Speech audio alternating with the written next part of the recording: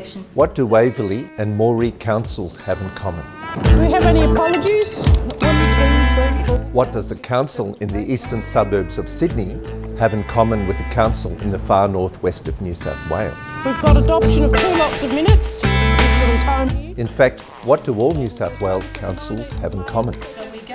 The answer, of course, is that they're all required to implement the integrated planning and reporting process, which we'll call the IPR. I'll move the recommendation of the Council report. This is not something that we're just lifting out of thin air. This DVD will introduce you to the IPR framework and some of its key components.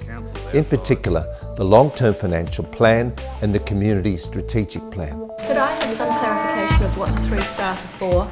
We want to highlight the critical role of councillors and senior management in all of this. IP&R can become a very practical tool for figuring out how to get from where you are now to where you want to be in 10 years' time. It's also a very practical tool for figuring out the way to get there with the cheapest long-run cost. It gets rid of the catch cry that rate pegging's killing us, because if you do the integrated planning framework properly, then you certainly are able to demonstrate to the government that you need a certain level of income to generate the expectations that the community have in terms of service delivery and the improvements they want to see in their area. Initially, when the process was introduced to us, I was very cynical about it actually. It seemed to be such a complicated process to go through that I thought, how on earth are we going to deal with this? But having been through the process, it really takes council beyond being roads, rates and rubbish. Councillor Strang, you had a response. We've already had another 3. What is the IPR framework? Its cornerstone is the Community Strategic Plan. This is integrated with the 4-year delivery program which matches a council's term of office. This in turn is integrated with the yearly operational plan.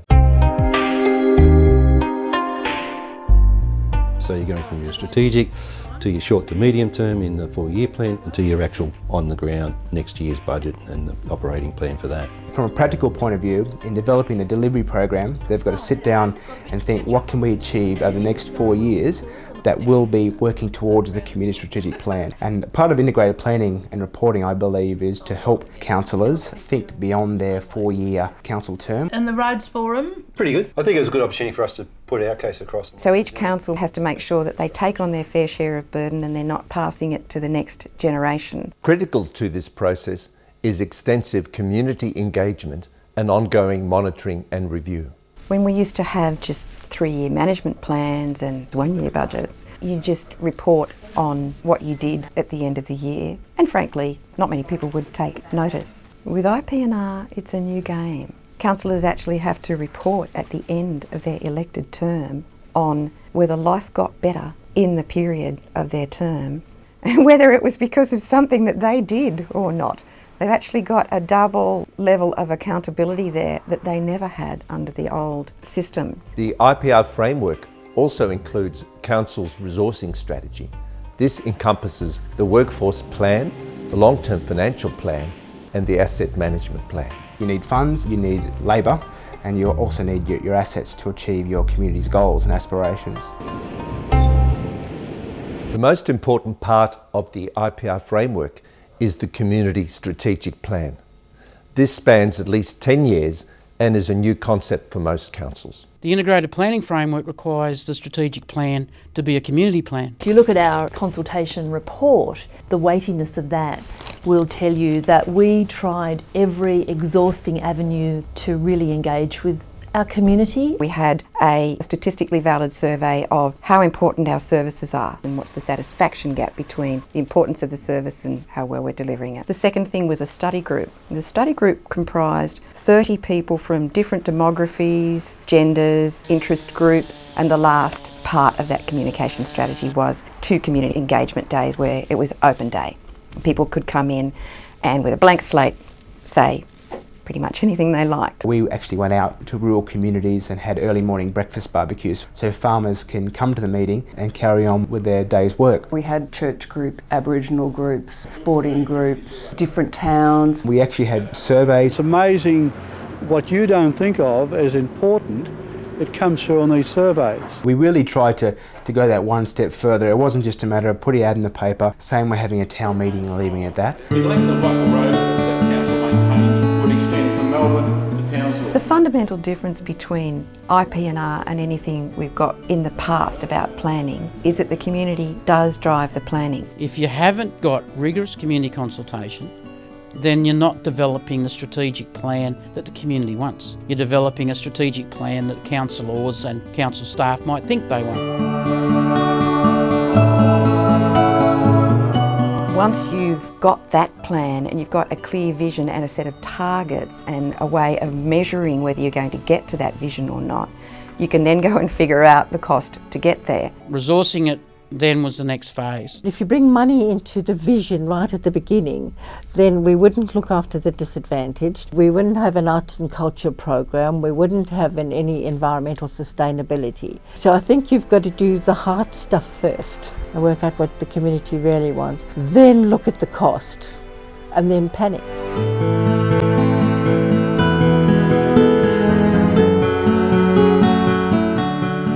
Once you become the board of directors, i.e. the councillors are the board of directors of council, they then need to take on a role that is ownership of the community needs, which may not necessarily agree with a particular councillor's point of view. This is my area around Bondi Beach and I'm here every day. The residents look out for you so that they can chat to you one-on-one. The councillors are a pretty good barometer of what the community is out there thinking, and it's quite aspirational. We have a lot of things going on for the community right the way through from youth up to the senior centre. A councillor has to be aware of all of those activities and understand how they run, how they're financed. We have to understand sustainability, we have to understand the environment, we have to understand finances, we have to understand how capital works projects run. Reading a single balance sheet might be a skill necessary for an accountant, but it's not a skill necessary for a leader. What a leader needs to be able to do is understand the threats and the risks to lifestyle and financial sustainability, and then be able to explain those to the community or just listen to the community about those, to feed that back into their decision making.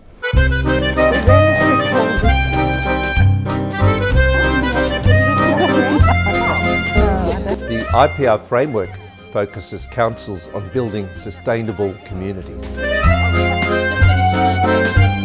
One of our main aims in the Whately Together 2 strategic plan is to achieve species protection for the marine environment. We are a very ecological, sustainable council. This is the second annual Bondi Whale Festival. Today we're celebrating all our beautiful whales, as yesterday was National Whale Day. We're trying to stop people from whaling because we want to save them and it's starting to get endangered.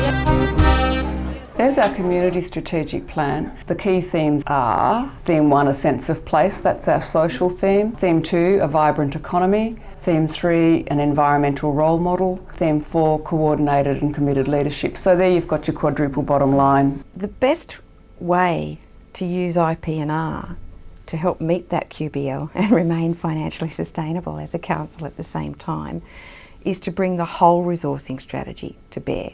To bring your workforce plan closely linked in with your environmental action plan, your asset plan, all linked together by your long-term financial plan is absolutely critical to hitting the QBL.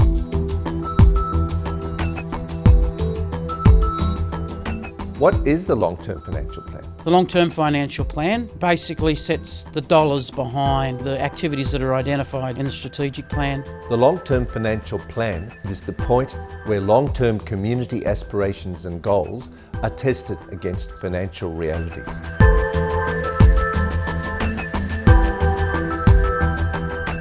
The way we have set up our document into basic services, so it's the continue as is layer and then the enhanced layers sitting on top of that. And those enhanced layers have each been itemised and broken down into what's in there. Which parks are we thinking of improving throughout this period of the long-term financial plan? Where will the resources go in terms of parks plans of management or sports fields?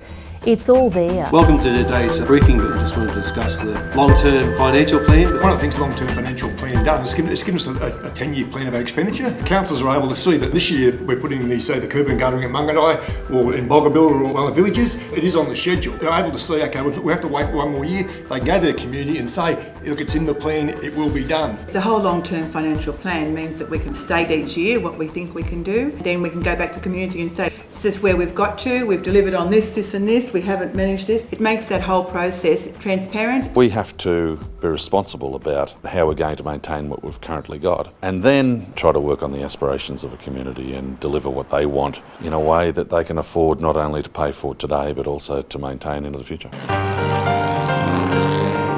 it how it is, that's what we're going to do.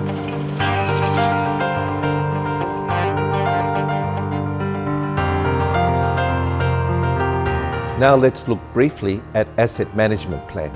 Sadly, local government hasn't had a program for maintaining its assets. The town hall that you have to paint, they didn't have a budget for that painting every 10 years. When you acquire assets, you've got a life cycle cost component, you've got day-to-day maintenance of that asset, and you've got a renewal. This road looks pretty bad here, Kate. Council's been through a fairly exhaustive process over a number of years now. We had to evaluate all our assets and come up with a condition rating for those. This is a roadway in the cemetery that is a condition 4 road. It has a number of cracks in it. Those cracks would be letting water in, and as soon as the water gets into the road, it starts to deteriorate very quickly. This footpath we're walking up to now is pretty bad, Kate. Initially, when you assessed the assets, it was based on valuation and depreciation and a level of service that you believe that the community wanted. There was no consultation about that level of service. Rather than using traditional methods of asset valuation and depreciation, we just went back and looked at the original condition of the asset, tried to describe what would be a reasonable level of investment to keep assets in a reasonable service level, and then we used IP&R to go and ask the community if they wanted to pay for more than that. The communities felt that we did some improvement in our footpaths, but the rest of the assets should be maintained at the levels that they were at now. In 2004, we were reporting that it would cost $93 million to bring our 5 main categories of assets to a satisfactory standard and $8.7 million a year to keep them there. Last year we reported $15 million to bring those same categories of assets to a satisfactory standard and only $5.7 million a year to keep them there. And we did that by looking at the condition of them, assessing the minimum that was necessary from our own technical and engineering expertise, and then going to ask the community if they wanted to pay for more.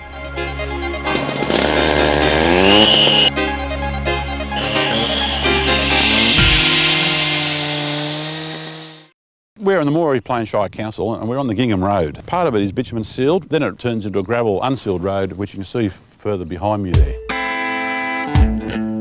The pressure is on the council. We're looking at a $10 million shortfall in our road maintenance budget. You know, for a population of 14,500 people, that's a big shortfall. We had to do something, particularly when you've got the agricultural economy turning over anywhere between $600 million a year to $1 billion a year. So this is the cotton gin. Yeah, what we do in the gin is we remove the cotton lint from the seed and we also clean out the trash from the cotton. Obviously the transport network's critical. Now we really rely on that to bring the cotton into the gin for processing, and then we rely on those same transport links to get the products out. During a harvest, many thousands of tonnes in a year would be moved along here. We're supporting that with 3,000 kilometres of road infrastructure. We have children who by the time they reach grade 6 have missed equivalent to a year's schooling because of the road condition. We're consuming the roads faster than what we can rebuild them. So we're facing with a massive problem. The integrated planning and reporting structure actually gave us the opportunity to start to address that in a very structured way. We could have stayed where we were at the current rating level, and the level of service they provided would be a reduction in the length of sealed rural local road network. Quite a significant reduction. The community felt that was not acceptable. The council made the decision, I think this was the best decision they could have made, was to address the shortfall in the bitumen road maintenance. And we can address that with the rate increase. And by doing that, we're actually making sure that our most valuable road asset, which is the bitumen road network, actually had the funds to sustain it.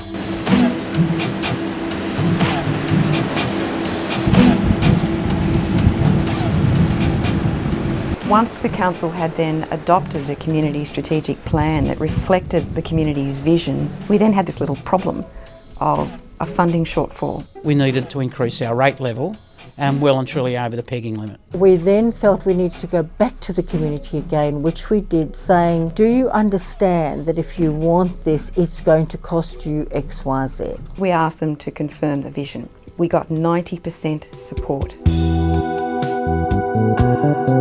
Our community supported, in the majority, a 120% increase in rates over 7 years. The really staggering thing was that not only did they support that, their view of council improved as a result. When we talked to them about enhancements, they didn't want to cut anything, but maybe we can sort of... Let's now look at Moree Plains Council and some of the key issues they face in seeking long-term sustainability. The greatest thing we've got to try and achieve is sustaining our population. Economically, we're a very powerful area. It's the richest agricultural shire in Australia, but we're doing it with less and less people. The Shire's gone from 18,500 people to about 14,500 people in the last 10 years. Primarily larger machinery, more efficient agricultural techniques mean we don't need as many people to actually create the wealth. So the council, in terms of looking at the long-term sustainability of the area, started to say, well, okay, we need to look at the tourism, because already we have in the artesian spa bars here in Moree an industry that brings 200,000 people to town a year. We're undergoing a couple of major projects at the moment,